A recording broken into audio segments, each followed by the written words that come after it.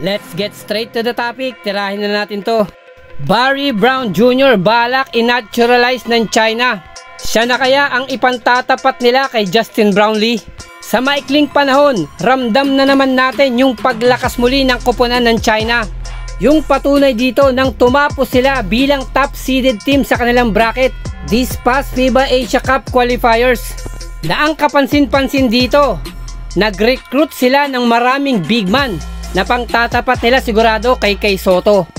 Bagamat ramdam na natin yung kalakasan muli ng China upang makumpleto to sa parating na FIBA Asia Cup Championship sa August, mukhang napupusuan nilang i-naturalize yung 6'3" point guard na si Barry Brown Jr. Naglalaro ngayon sa CBA, na kung pagbabasihan po natin yung kanyang mga numero, na may average nga po itong 28 points, 4 rebounds, almost 6 assists, and 2 steal kada laro, na naging mas matunog ang pangalan nito nang umiskor nga ito ng more than 40 points, na yung mga puntos na yon sa 3 points area nito kinuha, na si Barry Brown Jr. na yata yung magiging sagot ng mga Chinese upang ipantapat kay Justin Brownlee or kay Jordan Clarkson, na minsan na nga tumalo sa mga Chinese noong FIBA World Cup at Asian Games.